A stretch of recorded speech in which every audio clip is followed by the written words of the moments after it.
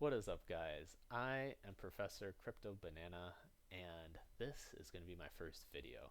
So, overall, for this channel, I'm looking to provide a lot of education as to what's going on in the crypto world from the past, the present, and potentially where we're going on in the future. I'm going to drop down some new coins that I find out that I think are really interesting, and overall, just document my experiences of what I've learned so that you guys don't make the same mistakes and that you can also learn from it and potentially find some new coins and new investments. I have to preclude? I have to preface this by saying that I am not a financial advisor. Everything I say is just financial opinion. So with that being said, class is now in session. So for this first video, I'm going to go over the quick history of what crypto is and how I interpret it in an easy to understand way. What crypto is, it started off, you have to start with Bitcoin. It's just the king's probably what you heard of. But it's essentially digital gold.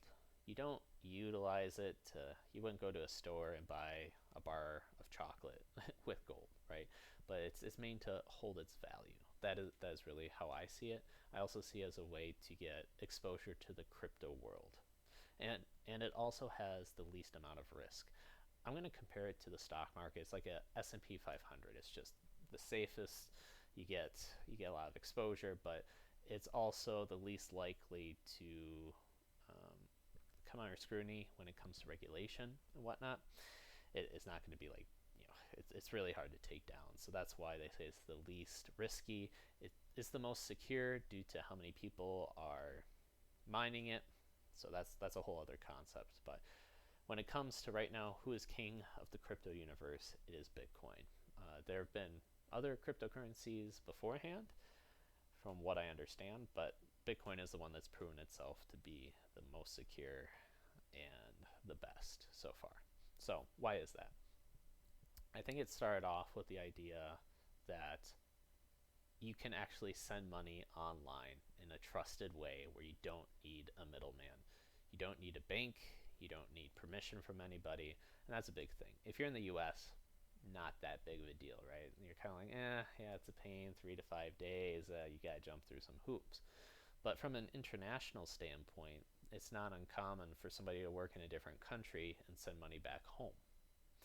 By doing so, there's a lot of fees, there's a lot of delays, and it can be a nightmare.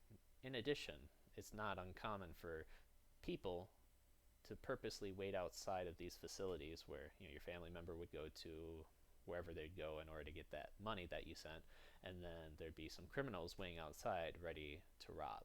So you're dealing with 15%, 20% fees. I don't even know what the fees are, but something crazy. And then there are criminals waiting outside potentially ready to rob you. So it's a complete waste. So Bitcoin came around and said, okay, we can send that money, and yeah, there's a small fee to pay, but it'll be done in maybe an hour. Fee is, I don't know, like, don't quote me on the $60 or maybe even less, depends, but it can be way better than send, like, let's say you want to send $1,000, it's way better than paying 15%, 20%. So you get the idea. A second thing is for people who are maybe in the US, they were seeing their purchasing power go down. And there's different ways of how you can put your money into certain investments to prevent that. So that's where you're going to hear the idea of inflation, money printing, printer go burr type of deal, right? So people are looking to park their money into something other than cash, because as time progresses, the dollar is going to be worth less. So before, the dollar was tied to a gold. So you could always go to the bank or wherever it may be and give a dollar, give a certain amount, and you get a certain amount of gold back. What they did eventually, I believe in 1971, they completely said, okay, no more. The dollar, I could print out 100,000, a million, doesn't matter really. Now you can say there's all debt across different countries and whatnot, but just in general, it's not tied to anything. So that's where people get scared, especially with the crisis that happened in 2008. So that's where Bitcoin also took off, because at least they'll say like one Bitcoin is always worth one Bitcoin, and fiat can go through the roof, meaning like the dollar bill can go, whew, they can print so much of it. Could be, millions, trillions, bajillions. It's insane, but you'll always have one Bitcoin. So that's why it ties into gold. Was that complicated? Yeah. But the main takeaway that I want you guys to get from this is that number one, it's really nice to be able to send money. You don't have to worry about middlemen like Western Union and banks. You can just send it to somebody else in a trusted way.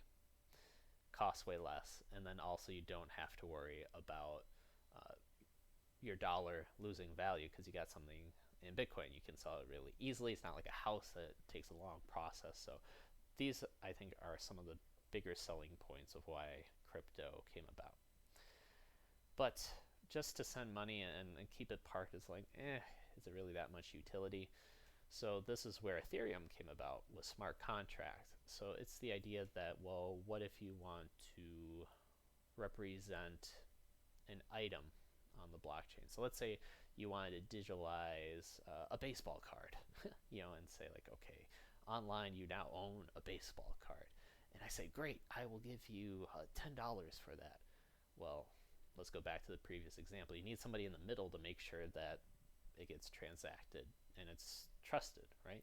Because I could say, I'll give you $10, and then all of a sudden you send me that baseball card, and I'm like, ooh, I got it. And you say, what about that $10? I'm like, I don't know, I'm too busy. And you're like, dude, where's my $10? Right? So you want it so that's all automated, that you can trust the system and it'll take care of it for you. So that is what I think about when I think of smart contracts.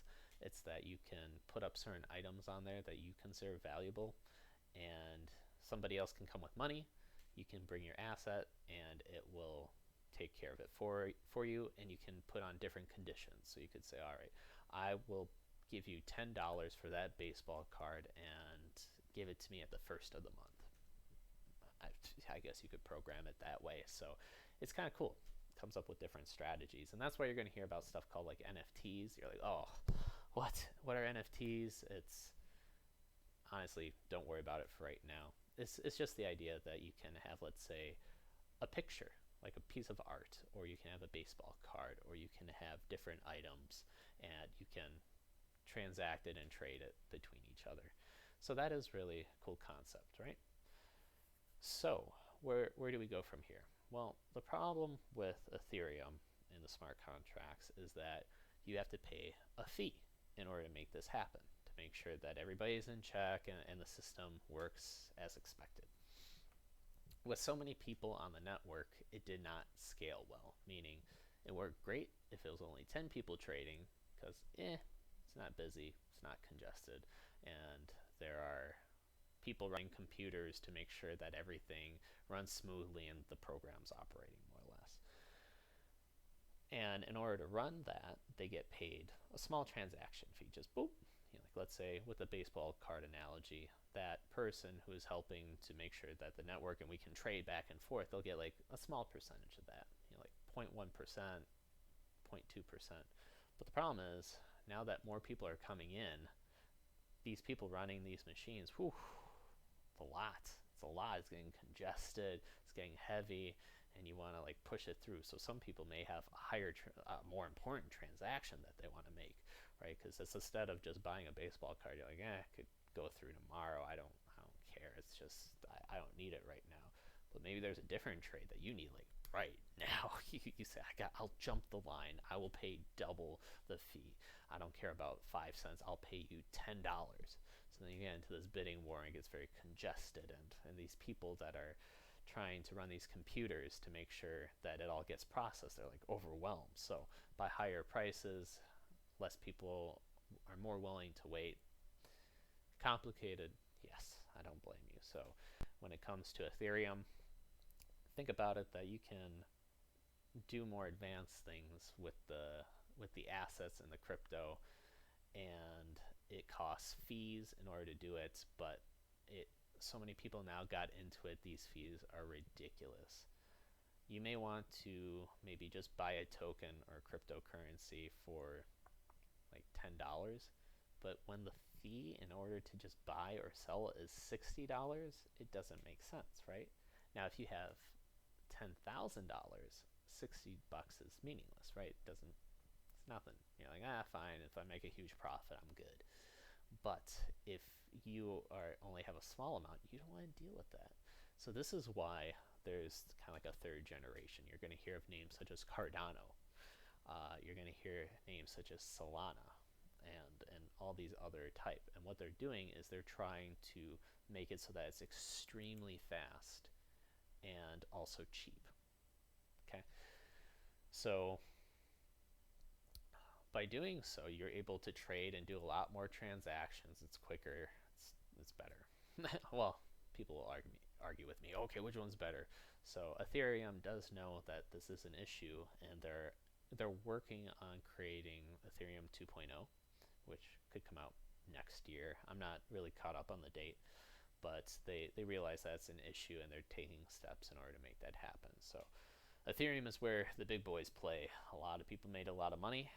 It has a lot of developers on it, so that you can do more cool stuff, and that is why that's the main focal point. But as mentioned, there are different now alternatives, such as Solana, Phantom.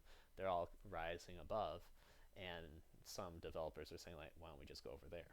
But the problem is you have a lot of money and good projects and assets locked into Ethereum, but not into these other side, right? Like, they don't communicate. It's difficult to cross over, and you say, oh man, I got stuff on Bitcoin, I got stuff on Ethereum. Ah. Well, we're entering now the age of bridging. Bridging meaning, let's say you have something on Ethereum, you want to send it over to Solana. So developers and everybody are making great exchanges to make that happen. So that is really cool. So be on the watch out for that. Now the question is, will they come back to Ethereum when Ethereum 2.0 comes out, where the gas fees are way cheaper? We will see. So this is kind of where we're at right now. And it gets a little bit confusing because there's a lot of newer exchanges, or not exchanges, but I'd say projects out there for layer one. Oh my gosh, okay, so we got the block, the block. We got the Bitcoin. We got the Ethereum. We got all these other projects. I'm lost. I got you. So, and that's the whole part, is it does get confusing because you don't know what to pick and what is the underlying asset, because you got like crypto kitties. So where does that fit in? And that's on the Ethereum, but then they're also selling it on Matic. What is all this? Let me see.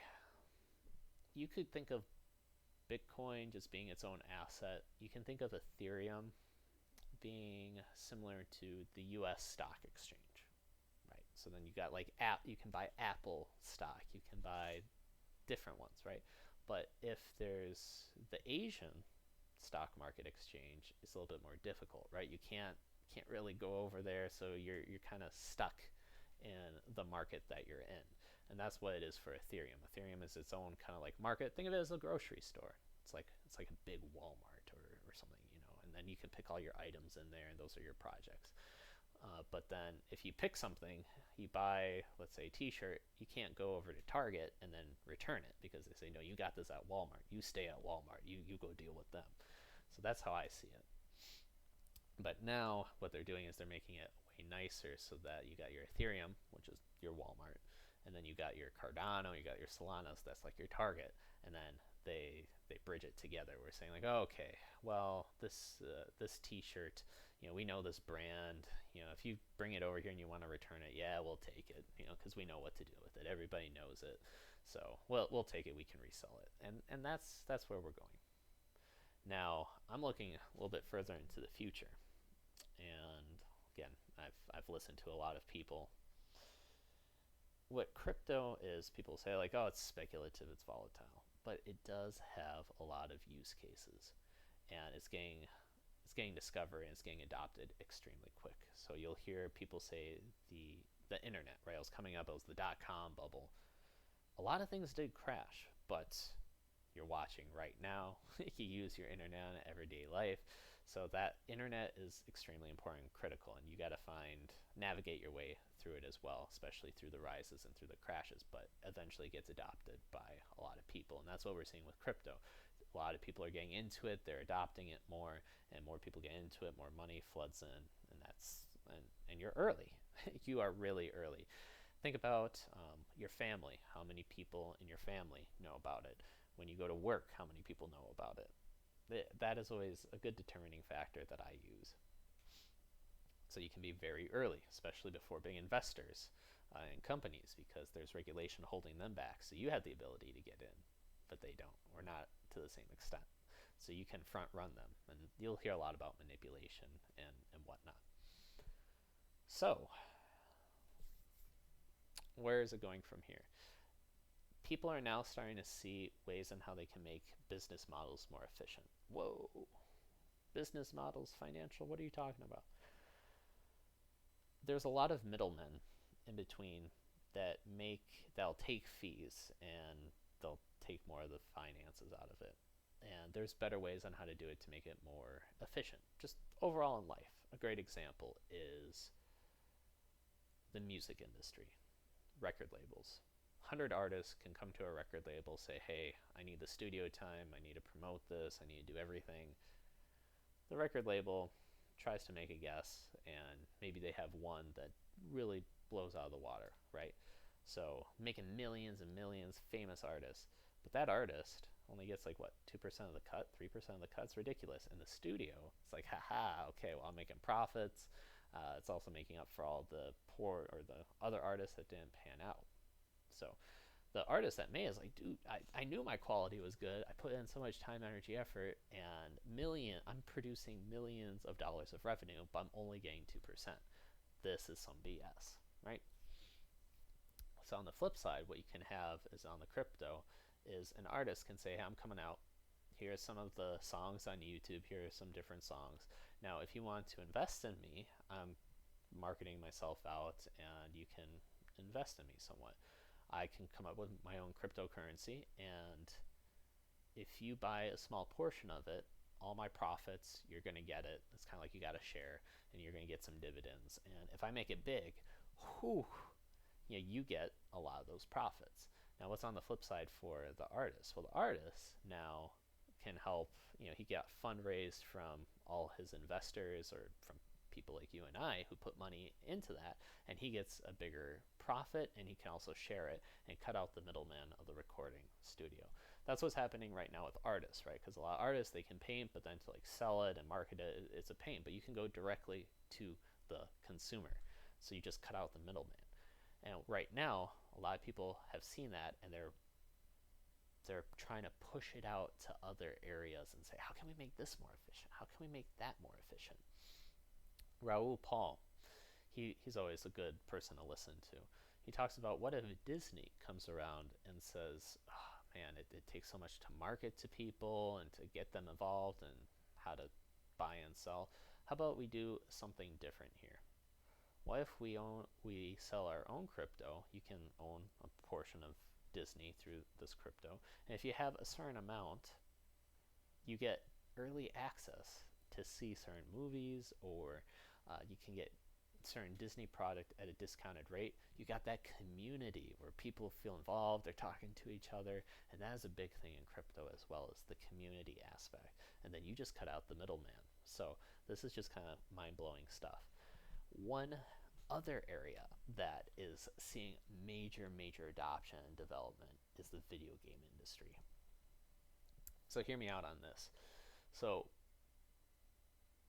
if you're younger and you've played video games, you know that you can play, let's say, League of Legends, and you can get a skin. Like, you have a character, and the way to show that you're kind of like above somebody else, or that you kind of, it's called like flexing. Why do people buy BMWs? Is to show the status that they have wealth. Well, you can do that in video games as well. You can actually have a character and change it so it looks a little bit different. Let's say have a Halloween outfit as opposed to its regular one, but you pay $15. Well, what happens is you're stuck with it. It's your character, you're $15, but that's it. The Riot Games, whoever owns League of Legends, they get that $15, and they're like, haha, money, profits, cool. So it's cool, but what if I'm over League of Legends, I've moved on to a different video game, but my $15 and that skin is locked there. My friend Johnny, he's getting into it, and he wants it, and he's like, dude, I'd pay you $10, $15, $20. Can't transfer it, it's stuck.